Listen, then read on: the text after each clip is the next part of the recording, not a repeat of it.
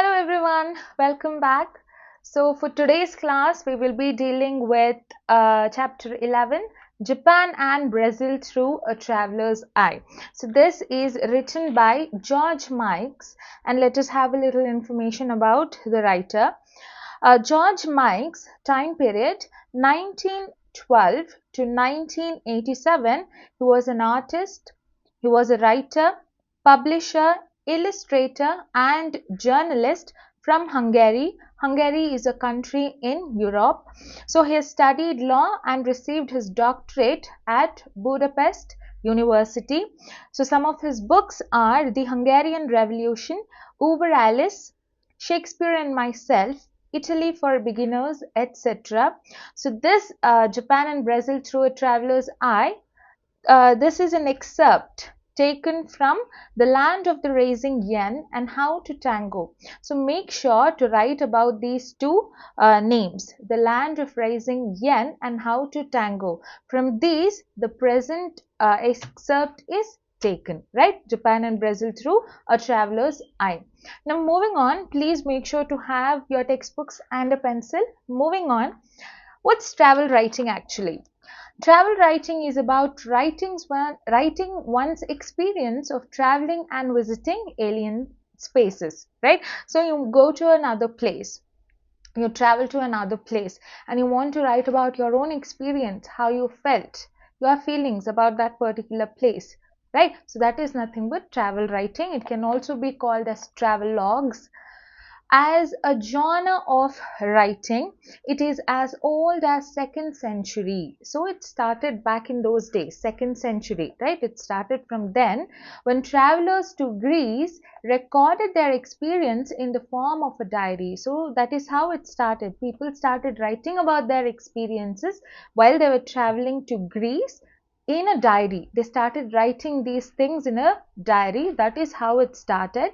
With the invention of new techniques of navigation and sea voyages during the 9th and 10th centuries, travel writing became popular as more number of people began to explore new places on the globe.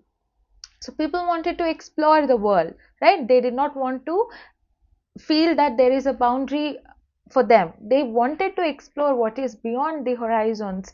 That is when people started moving. So especially during the 9th and the 10th century, travel writing becomes quite popular. So people wanted to explore. They simply did not wanted to explore. They also wanted to share about their experiences. Soon such trips started getting royal patronage and support. Now, for some time, people were doing this by themselves, but over time, the kings, right, they started paying the people to go out and write about their experiences, right? By this, even the king would get a lot of name and fame, right? So, royal patronages and support were received. New adventures and voyages were even commissioned, right? So, people also started paying money for traveling. Thus, travel writing ceased to be just a description of a new place born out of curiosity and gained political overtones. So, when it started in the 2nd century, people wanted to write about their feelings. People wanted to write about their experience visiting a foreign place, visiting an alien place that they hadn't been explored before. So they wanted to go there, wanted to share their experience. That is how this started. But once people started getting royal support, patronages, royal support, commissions, that is when people started writing about the politics out there, the administration. Overtones is nothing but the hidden meaning. They started writing about the reign of the king, how things are being there, how is the administration. That is how it started. Now, even after much of the earth has been explored and almost every piece on this earth has been written about, its popularity has not waned. Right? So today you see there is not a single place that a human hasn't set foot in. Obviously, there are a lot of spaces. Example, if you take example of the Nicobar Islands, you know how deadly the tribes are there. They are in zero contact with the outside human society, and they tend to be very brutal, right? There are many people who have wanted to explore this particular space. They have been brutally attacked by the native tribes. So almost most of the globe has been explored, but still the wanting the popularity of travel writing has not waned. Waned is, it is not diminished, it is not reduced. People still love writing about different places, but now this popularity can be seen in a different form. What is that? It is on modern media like TV and the internet. People are mostly very active on the internet these days. Every single one. You have a lot of famous YouTubers. I'd like to take the example of Dr. Bro or the Flying Passport, and there are many more others like them. They travel to different places. They show us within the confinement of our rooms. They try to show us outside world, right? So they also talk about their experiences. Today, even after a lot of people have been to Japan, a lot of people have been to Brazil, but still you see one or the other person making videos on them or writing about them, because one's experience is different from the others, right? So the popularity of travel writing has not reduced, has not waned. Travel writing has come under serious scholarly study in the past 50 years. So it was not only about the entertainment. People did not look at it only from the point of view of expressing their feeling, but it has come under scholarly study. That is, people are studying about the travelogues in the past 50 years, and has become a part of cultural studies programs in many universities. So you go to a different land, you come across their culture, you come across their language, you come across different kinds of traditions, right? So when you go to another place, you don't write, not only write about your experience, but you also write about the cultural setting that that particular place has. Travel writing is no longer viewed as a product of some innocent curiosity or an attempt to understand an alien culture objectively. No, today it is not like that. People want to explore much more. They want to learn about the culture. They want to learn about the things. It is not individuality today. It is not pertaining to only how I feel about this particular place. A lot of people out there have given different opinions. So all these opinions are under scrutiny. People are studying about them. People are engaged in the activity of studying about these things. Rather, these narratives are telling comments on how a culture gets represented by another. Right? So I go to a different country, and then how I am representing their culture, or it also talks about how I am representing the culture of my hometown. So all these things are there. So travel writing is not limited to just sharing your experience. It is also about a lot of these things, and in the process subtly uphold some cultural values as somehow superior and universal than the others. So these things will be understood slowly as you move into the chapter. So basically travel writing is about writing one's experience. So over time people started writing it for sharing their experience, but later on people were given royal support, patronages, and even they were commissioned to take up such initiatives of travel writings. And then uh, once they got some amount, once they got some money, they also started writing about the politics, the administrations of the kings, their reign, etc. And then even now, when all of the population, I mean everywhere, people have traveled everywhere, even now people would try to write about the places. They would, if not writing, they would engage themselves in recording. They'd want to show about their experience to the world. So it has not come down. Even after exploring a lot of the places on earth, we have still not come out of the idea of travelogues.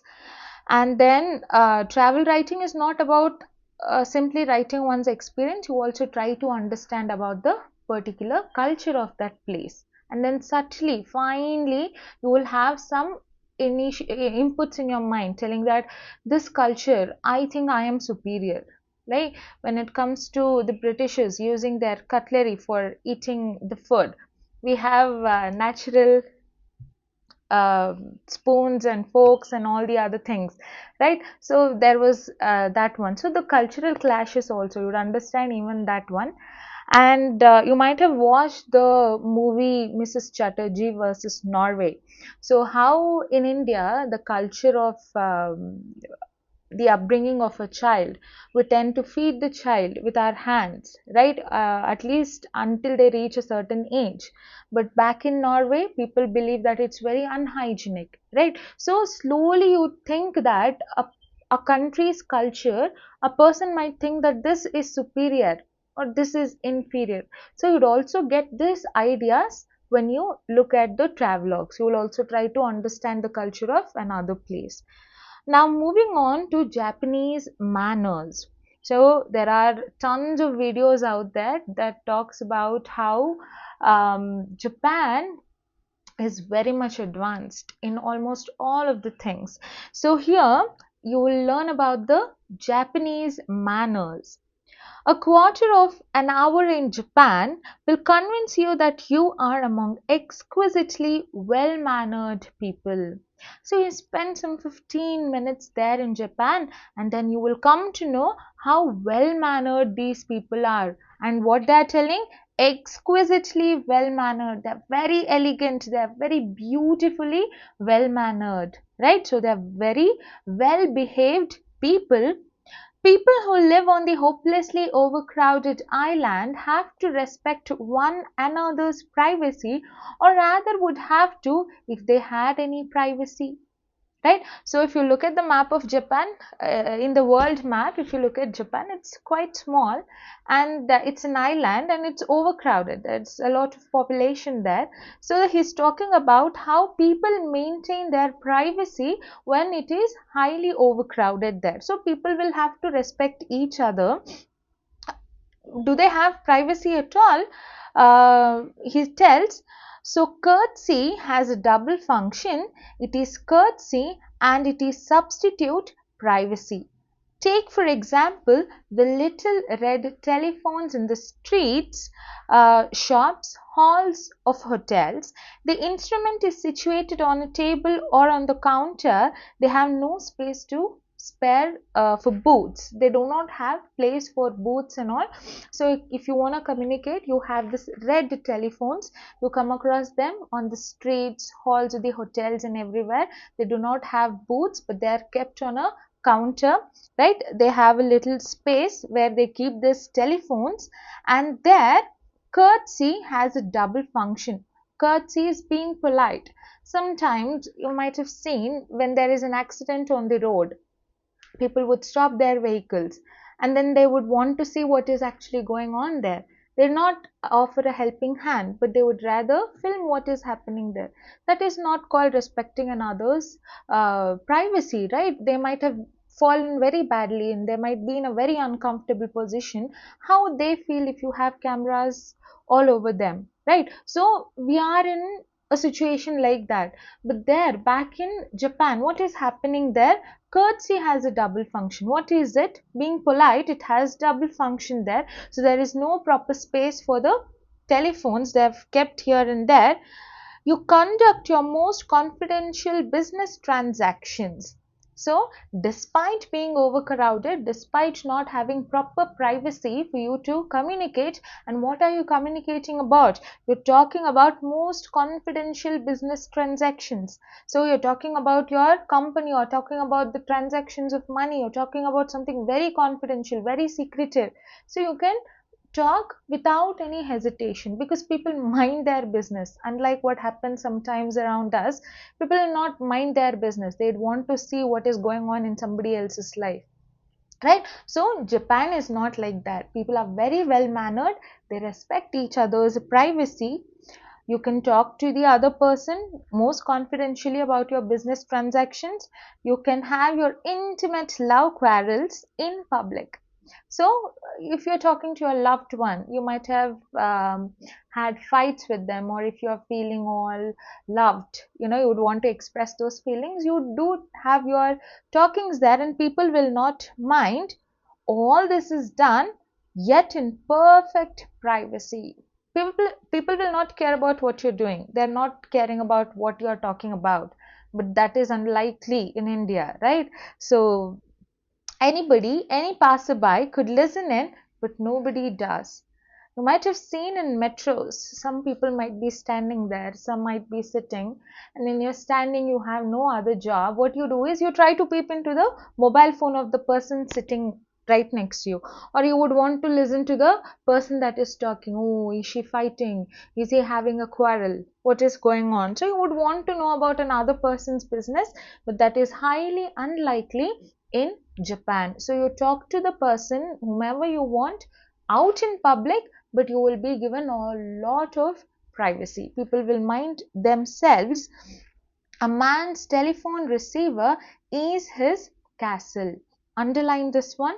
A man's telephone receiver. So for him, a person, if I'm wanting to communicate to another person, for me when I'm talking, so this itself is my castle. Castle is a mansion, a place, a home for the kings, and also I can do whatever I want, yet in perfect privacy. No one will disturb me.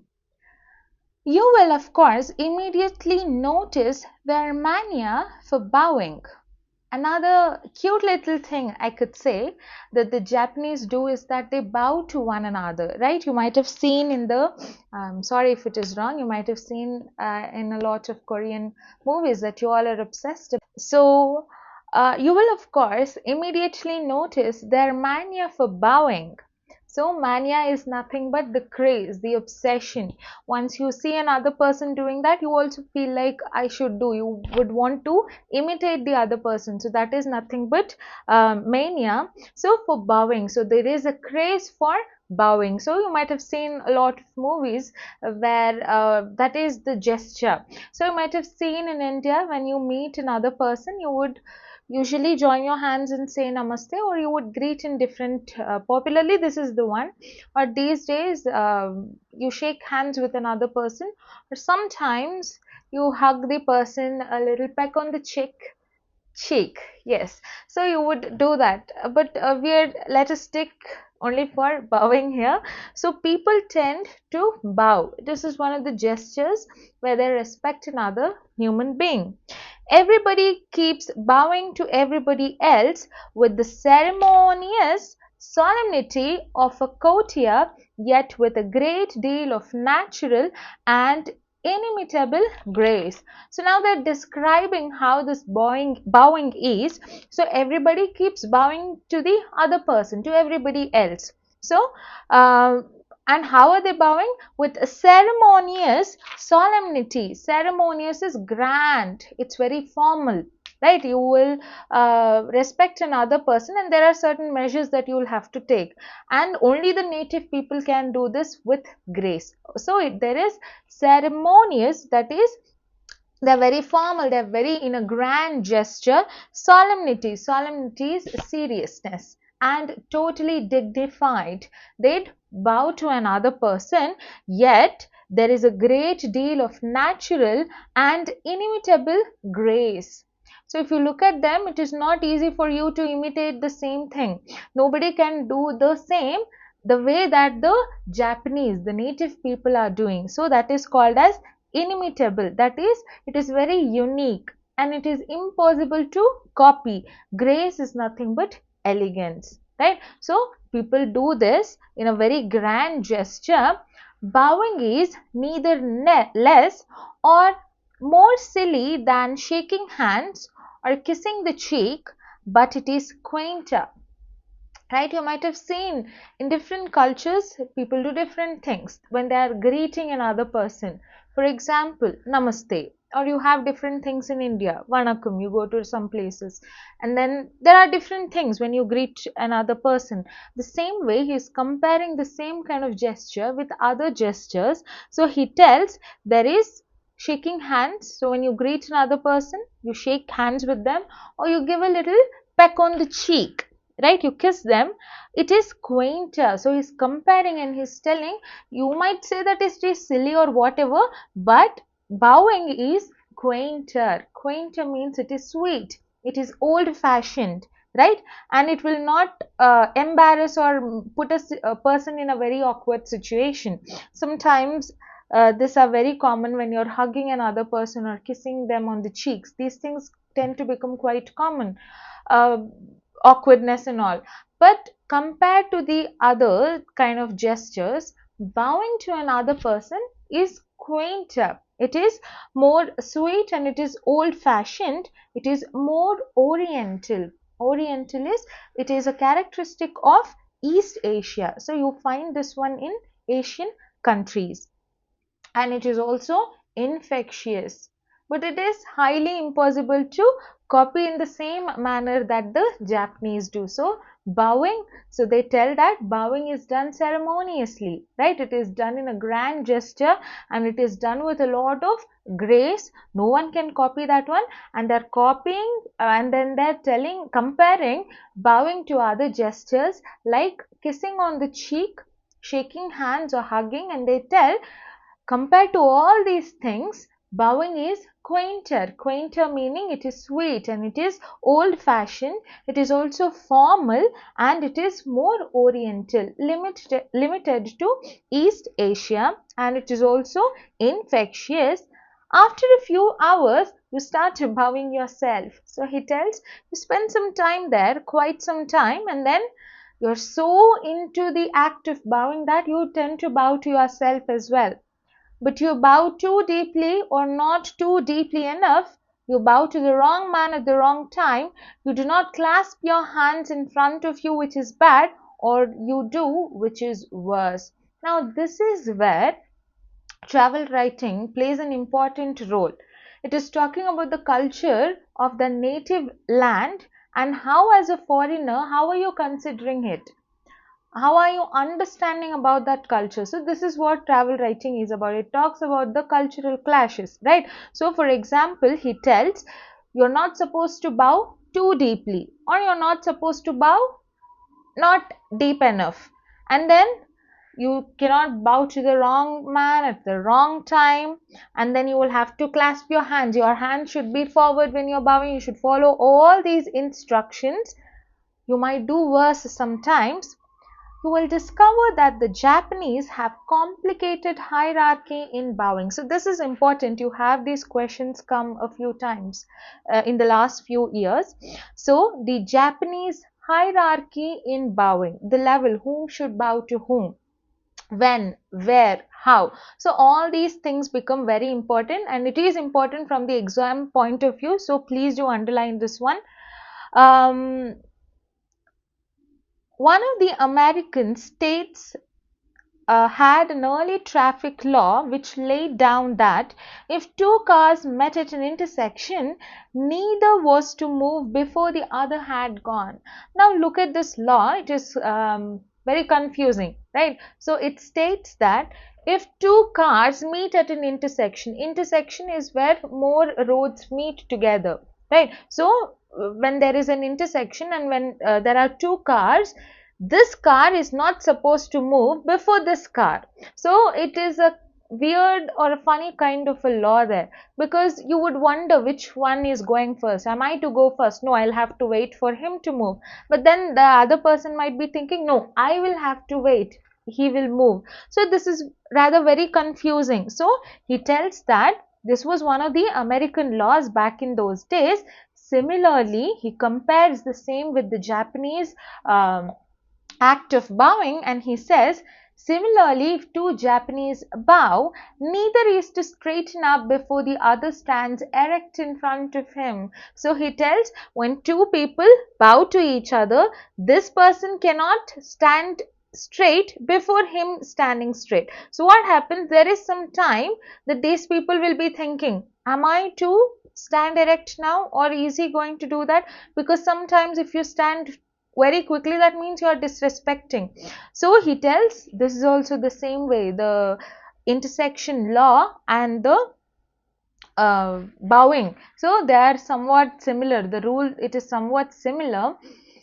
And then he tells, a little complicated to us. Us are the non-native people. The native people, they do it with elegance, they do it with grace, but for us it is quite tough. They manage it without difficulty, and even the smallest difference in rank, standing, age, social position will be subtly reflected in that split second. One man's bow is shorter than the others. So you might think that both of them will stand erect at the same time, but then one should stand erect and then the other one will do that. Then you will know that this person is actually belonging to the lower rank compared to this one. So what happens, if I am in a higher rank, then I will stand erect first and then only the next person is supposed to do. But then this is not having a lot of time interval difference here. So both of them in a split of a second, they will stand, and you would understand all these things, the difference in the rank, the age, the status, everything will be understood by the split second of time. He tells,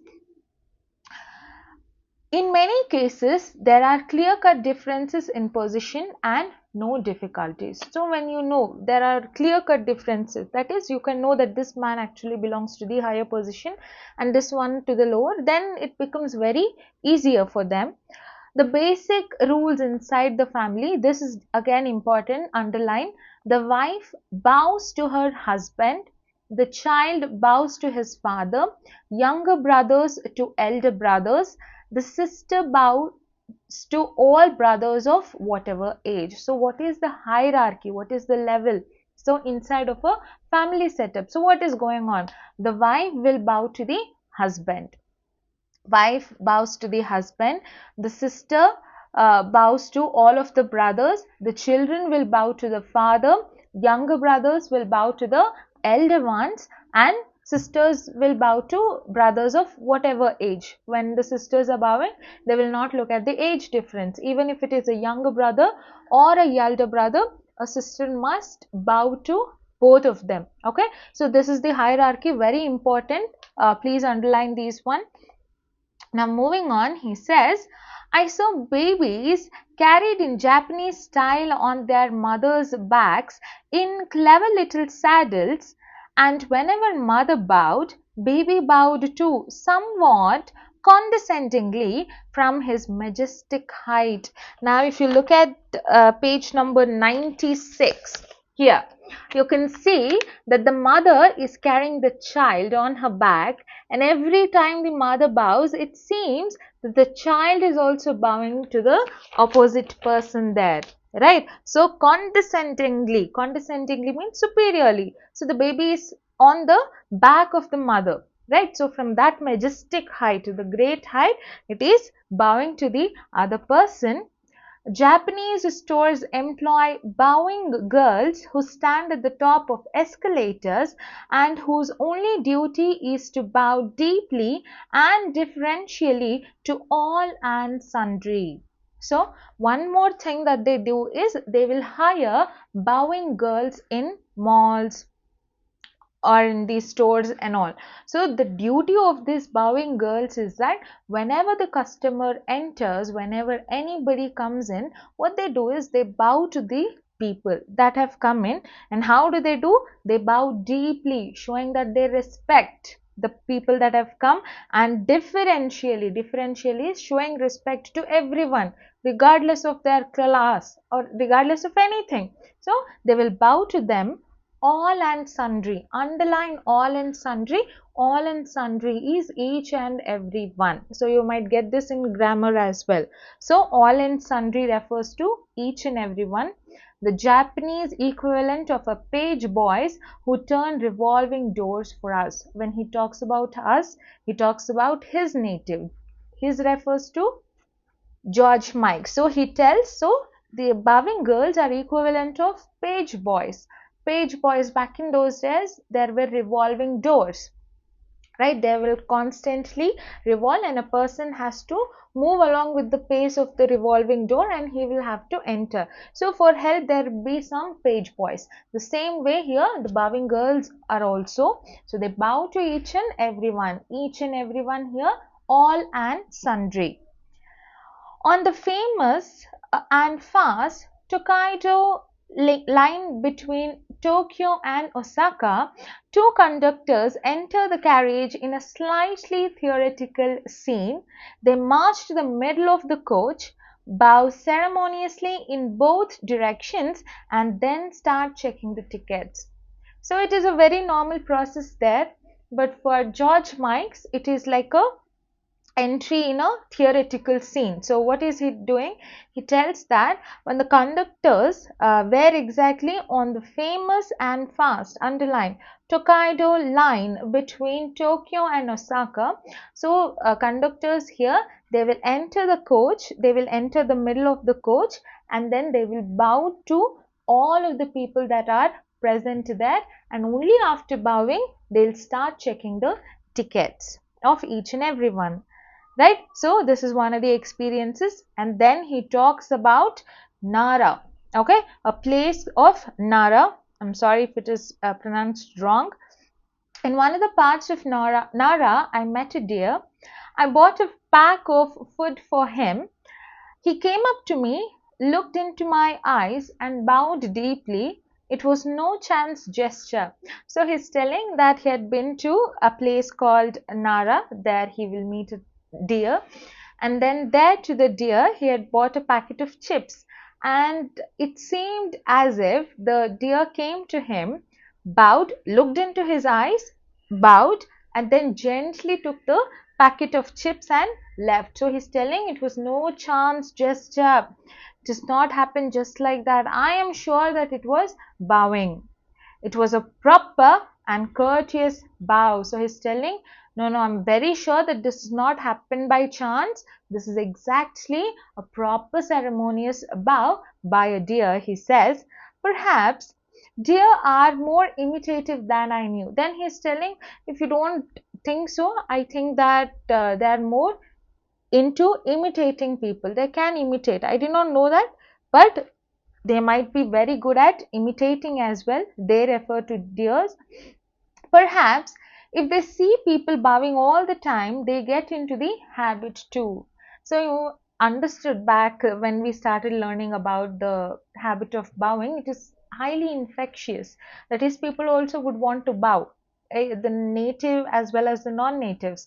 So the same way here he's telling, as people are bowing to each other very often, right? So Japanese deers also are into the habit of bowing to the other people, right? So he tells perhaps it is something genetic and it is in the blood of Japanese deer. I did not know, but I do know that the deer bowed to me, then jumped at me and snatched the little food bag from my hand. So it will come to me, look me in my eyes, and then it will bow first, look me in the eyes, take the chips packet, and it will move away. So this is what he talks about the Japanese culture. And then he tells, in this too, the deer was a true Japanese. You can often see people bowing to each other with ceremonious serenity's calmness at bus stops. So you come across when you're standing in queue for the buses, you might see that people are bowing to each other with ceremonious serenity, with a lot of calmness, right? They're bowing to each other. As soon as the bus arrives, the bowing gentlemen are transformed into savages. So he tells, before the bus came, all these people were having this gentlemanly quality, right? They were all gentlemen, but as soon as the bus came, they became savages, they became brutal. They push each other aside, tread on each other's toes, and shove their elbow into each other's stomach. So this is how the people turned. They were very calm and they were bowing. They were very calm. They were composed. They were having these gentlemanly qualities. But as soon as the bus came, remember that this is an overcrowded island, right? So when the bus came, as soon as it comes, they turn into savages. They do not care about each other. They will stamp on another person. They will tread their elbow into other's stomach. They just want to make inside the bus. So this is about it. Eating soup. Eating soup has more dangers than anything else So in Japan, you might have seen people eating soup and other stuff. So it is obviously not drinking soup, it is eating soup. Sometimes there are a lot of confusions. So you will have to refer it as eating soup, not drinking soup. So eating soup has more dangers than anything else. When eating soup, you must make a fearful noise. You must slurp. You must make that fearful noise, a loud noise, right? It is a sign of appreciation. So underline this one. When you make noise while eating, while you're drinking, when you're eating, that is considered as a sign of appreciation. If not, your hostess will think, what an ill-mannered lout. So if you don't make that noise, then the person, the hostess, the person who is serving you the food might think that you are an ill-mannered lout. Lout is a rowdy, a thug, right? So he doesn't have manners at all. So the hostess might think he doesn't make sound while he is eating. He is an ill-mannered person. If you look at people next to you, if they're in India, if you are drinking tea or coffee, and if you make that sound, people would consider you to be very ill-mannered. But in abroad, it is different. That is why travel writing becomes important. You will not only share your experience, but you will also understand the cultural differences there, right? So that is one thing. So when you're eating soup, you're supposed to make this fearful noise. When you make the noise, it means that you're appreciating the taste of the food, right? You are liking how the food is prepared and everything. So your hostess, the person who is serving you food, will be very happy, right? But if you do, she will think, no reasonably well brought up European makes such disgusting noises when eating soup. He must be an ill mannered lout. But then he tells, if the native people do, it is one thing. But a non-native person, suppose George Mikes, if I did the same thing, then the hostess will think, no well-mannered, right? So he's telling, no reasonably well-brought-up European will make such disgusting noise. So when the native person does, it is a sign of appreciation.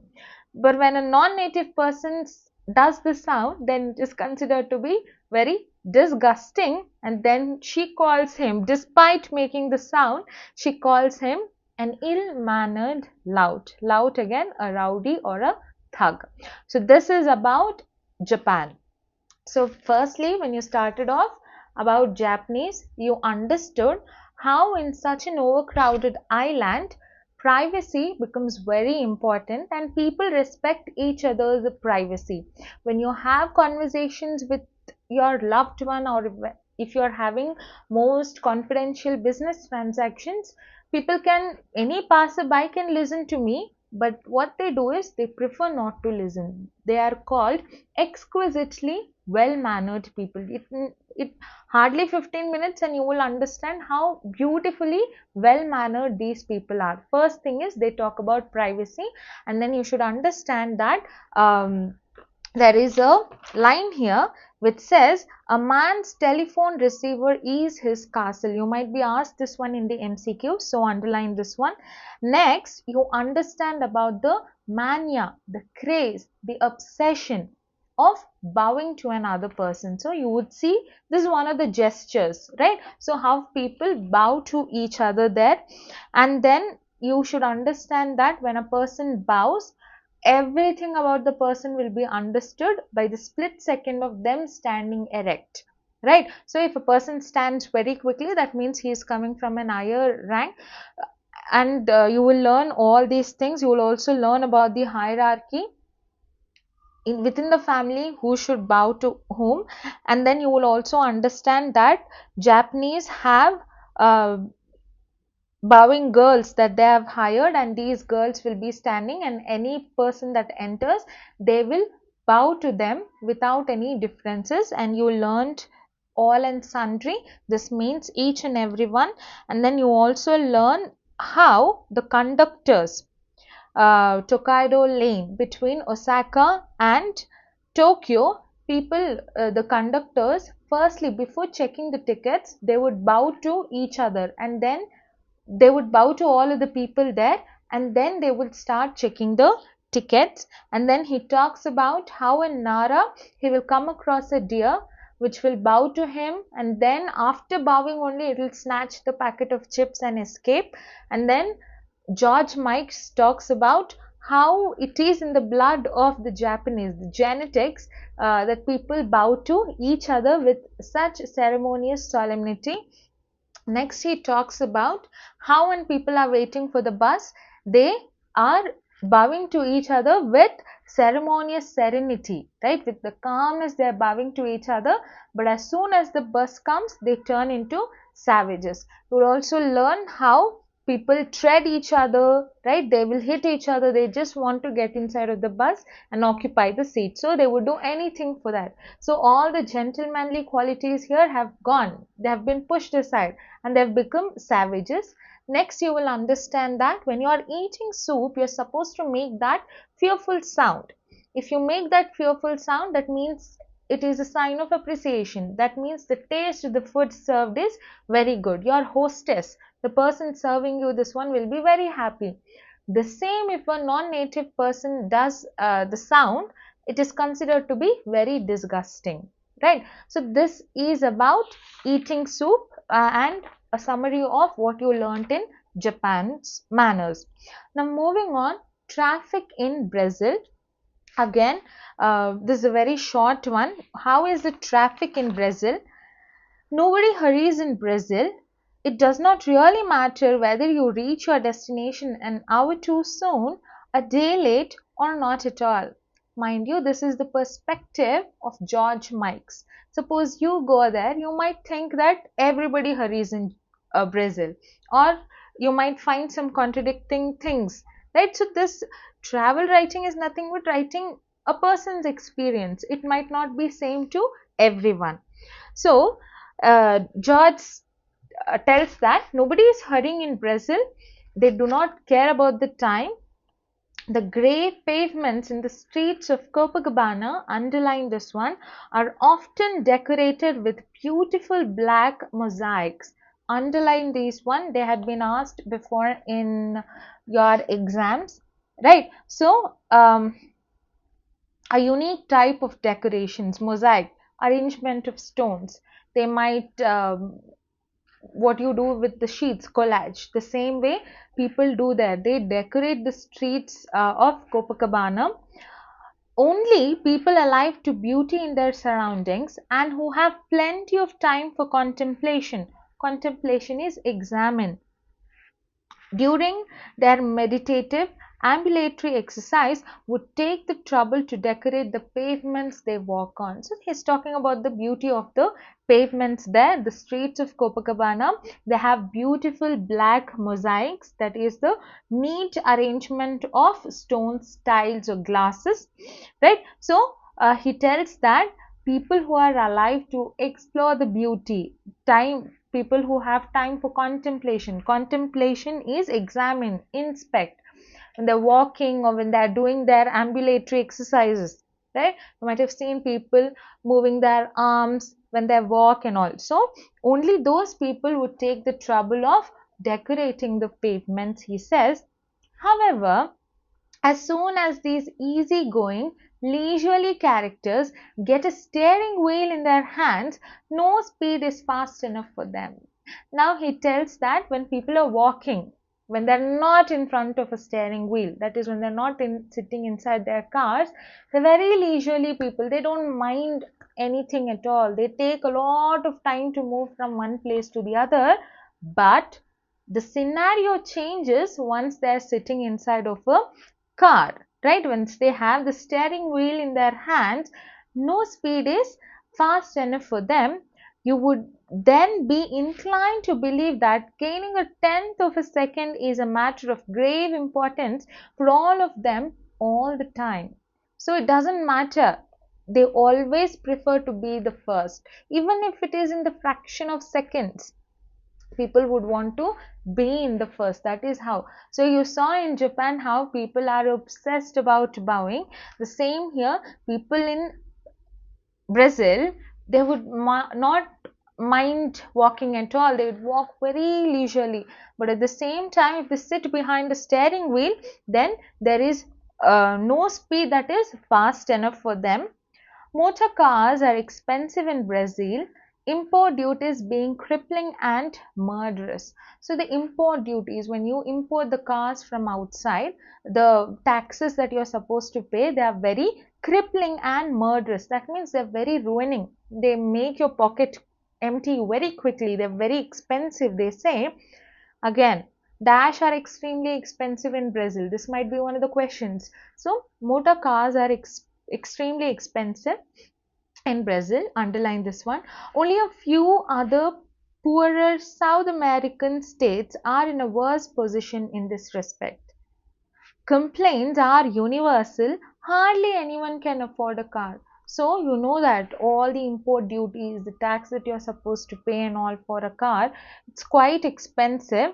And then complaints are universal. You see this kind of complaints in almost every part of the world. So you will hear this. Yet this only means that the number of motor cars is growing by leaps and bounds. Underline leaps and bounds. This means swiftly, very fastly, rapidly. Despite the cost of cars being very expensive, the number of motor cars are growing by leaps and bounds. That is, they are gaining. There is a lot of cars that have been bought despite the cost of the car, almost as if cars were distributed free of charge. So you might think that, is there anyone giving out cars for free? That is the number of cars that you see on the street. There are a lot of cars on the street, all and sundry. All and sundry means each and everyone. Thus, the pedestrian's life is becoming hazardous every day. So underline this one.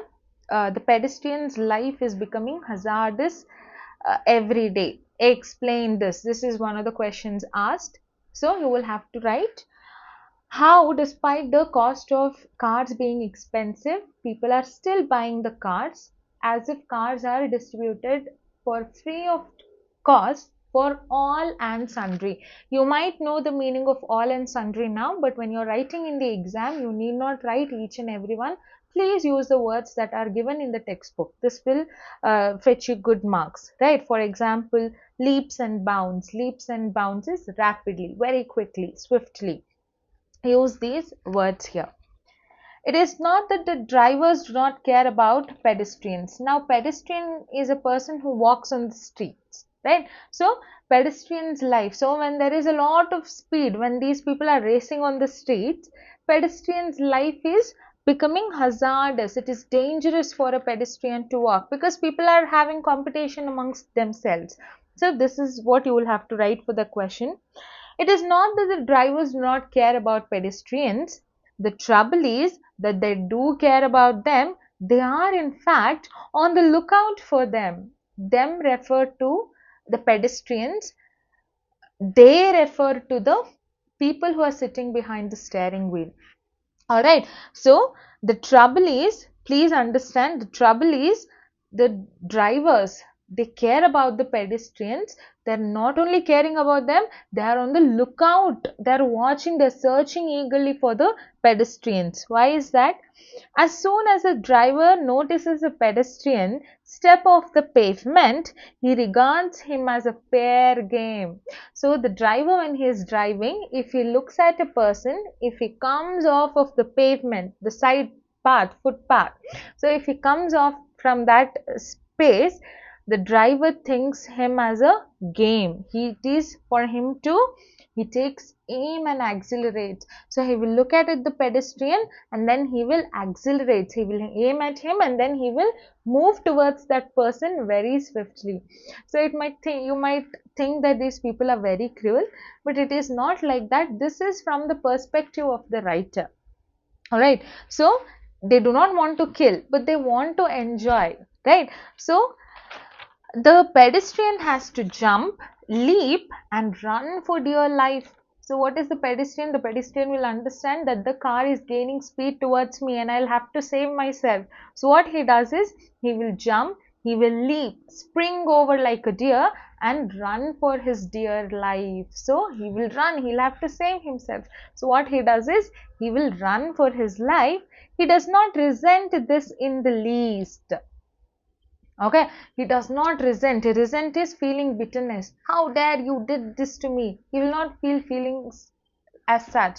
So he tells that driver and pedestrian is compared to hunter and prey. Driver being the hunter, pedestrian being the prey. Underline this one. Smile amicably at each other. Amicably is peacefully, in a very friendly manner.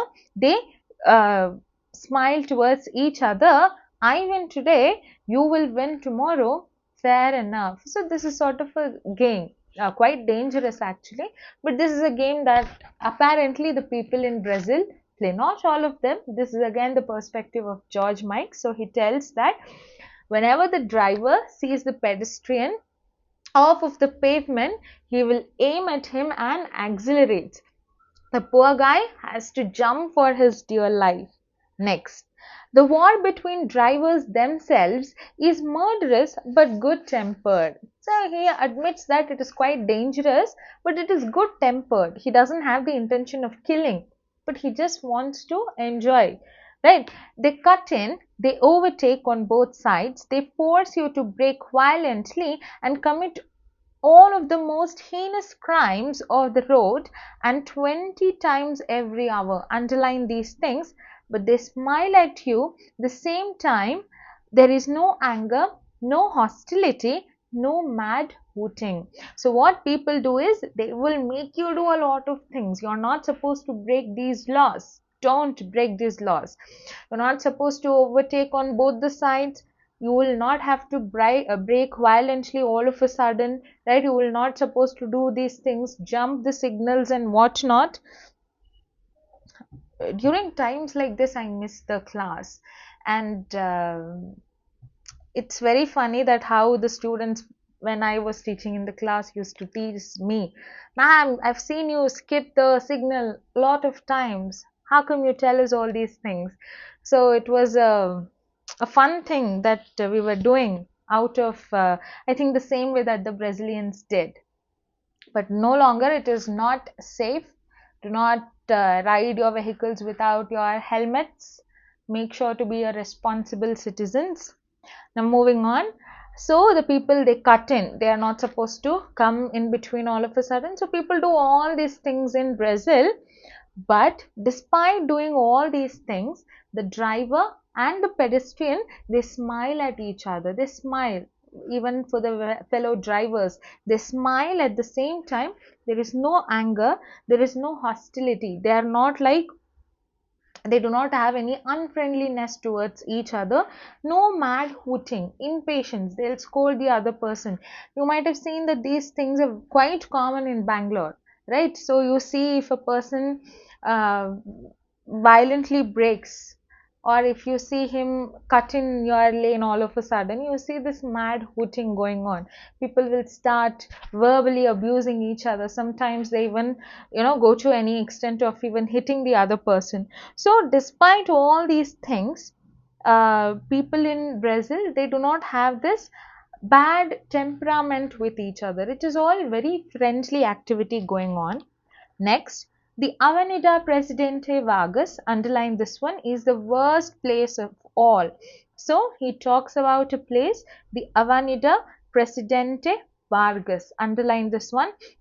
You stand there trying to cross the road and contemplating the truly fascinating problem. So you want to cross the road. You might have seen in some of the places in Bangalore, Silk Board and other places where there is a lot of traffic. And in order for you to move from one road to the other, if you are supposed to cross the road, it takes eternity, and sometimes it becomes quite dangerous, right? So he tells that the worst place of all is the Avenida Presidente Vargas. So you stand there trying to cross the road and you're contemplating, you're thinking a problem, fascinating problem. He says, how can crawling traffic proceed at such terrifying speed? So he's telling that there is a lot of traffic here, right? But then the traffic is moving at a tremendous speed. So he's thinking, how is this possible? In Bangalore, if you're stuck in a traffic, you would understand that the vehicles will not move at a great speed. It will be very slow. But here he is wondering, how come they're traveling in such a speed? He tells, an hour after hour passes without a ray of hope. An auspicious crossing, you may witness a scene. Something like this: a man on the side of the Avenida Vargas suddenly catches sight of a friend on the other side of a road, starts waving at him, at the same time looking completely mystified. Mystified is puzzled, bewilderment, right? So what he tells is, look at this scenario. There is a crossing. You're supposed to cross the road. You're standing on one side and there is a friend on the other side. So when you look at this friend on the other side, you are in bewilderment. You are surprised. What is it? He tells. How on earth did you get there? He shouts across. So the person who is standing on the other side of the road, he calls out to this person and he tells, how come you've been there? How did you get over there? Trying to make himself heard about the traffic. That means he's shouting for the person to understand his voice. And what is the reply? He tells, it is the fellow's turn to be surprised by this naive question. Naive is innocent question. He yells back. Yelling is shouting. The person on the other side of the road, he shouts back saying that, how? I was born on this side. So he's telling, I've been trying to cross this road since eternity. From the day I was born, I'm trying to cross the road. I've not been succeeded. So this is a humorous way of showing that the traffic in Brazil. So this is all about the traffic in Brazil. So first you will understand that people, the pedestrians, when they are walking, they don't mind at all. They take eternity. They take a long time to walk. They don't care if they're an hour late or if they have not reached the destination. They wouldn't care at all. But as soon as those people sit inside of their cars, when they have the steering wheels in their hands, they become the most crazy people. They drive very rashly. And then you will understand that there is a competition between the driver and the pedestrian. It is in a very humorous way. They would not want to hurt the pedestrian. But then as soon as the driver, he sees the person there on the road, he steps off the pavement, he will aim at him and accelerate. So you should understand that despite the cost of cars being very expensive, people are still buying the cars. So the number of cars are growing in leaps and bounds. Okay, and it is as if everyone is car is being distributed for all and sundry, free of cost. All and sundry, each and everyone.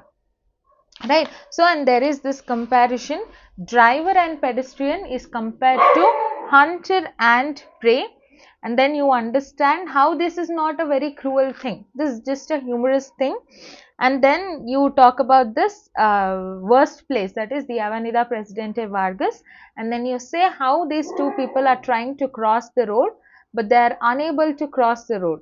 Right. So it talks about the traffic in Brazil. So that is all about Japan and Brazil through a traveler's eyes, written by George Mikes. I hope I've been clear. I've told you some of the important questions, the expected questions. By now you should definitely have the question banks and handbooks given out by the PU board. Make sure to have those books. Hardly you will have to pay some amount for each subject. You will have to pay. If that is a thing, then at least take Xerox or take photos. Try to solve those questions.